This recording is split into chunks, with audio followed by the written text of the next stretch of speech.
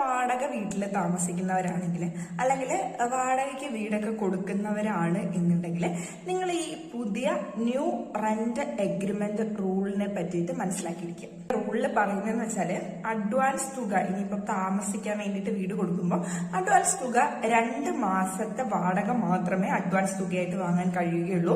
ഇനി വാണിജ്യ ആവശ്യങ്ങൾക്ക് ബിൽഡിങ്ങും കാര്യങ്ങളൊക്കെ അങ്ങനെയാണ് കൊടുക്കുന്നത് എന്നുണ്ടെങ്കിൽ 6 മാസത്തെ വാടകയുമാണ് അഡ്വാൻസ് തുകയായിട്ട് വാങ്ങിക്കേണ്ടത്. റെന്റൽ എഗ്രിമെന്റ് എഴുതി കഴിഞ്ഞ് 2 മാസത്തിനുള്ളിൽ നിങ്ങളിത് രജിസ്റ്റർ ചെയ്തിരിക്കണം. ഓൺലൈൻ പോർട്ടൽ വഴിയോ അല്ലെങ്കിൽ പ്രാദേശിക രജിസ്ട്രാർ ഓഫീസുകൾ വഴിയോ നിങ്ങൾക്ക് ഇത് രജിസ്റ്റർ ചെയ്യാന്നുള്ളതാണ്.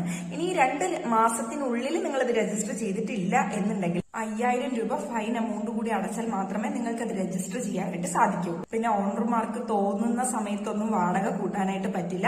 90 ദിവസം മുമ്പേ നോട്ടീസ് നൽകിയാൽ മാത്രമേ വാടക കൂട്ടാനായിട്ട് സാധിക്കൂ. ഇനി ഇത് വീട് ഒഴിവാക്കാനാണ് എന്നുണ്ടെങ്കിൽ, വാടകക്കാരെ ഒഴിവാക്കാനാണ് എന്നുണ്ടെങ്കിൽ 90 ദിവസം മുമ്പ് നോട്ടീസ് നൽകിയിരിക്കണം. ഇനി ഹൗസ് ഓണർക്ക് ഫേവറബിൾ ആയിട്ടുള്ളത് എന്ന് പറഞ്ഞാല് 3 മാസത്തിനുള്ളിലുള്ള വാടക, അതായത് 3 മാസത്തെ വാടക നിങ്ങൾക്ക് കിട്ടിയിട്ടില്ല എന്നുണ്ടെങ്കിൽ നിങ്ങൾക്ക് നിയമപരമായിട്ട് പോകാനായിട്ട് സാധിക്കും. 60 ദിവസത്തിനുള്ളിൽ നിങ്ങളുടെ ഈ പ്രശ്നം പരിഹരിക്കപ്പെടും എന്നാണ് പുതിയ റൂളിലൊക്കെ പറഞ്ഞിട്ടുള്ളത്.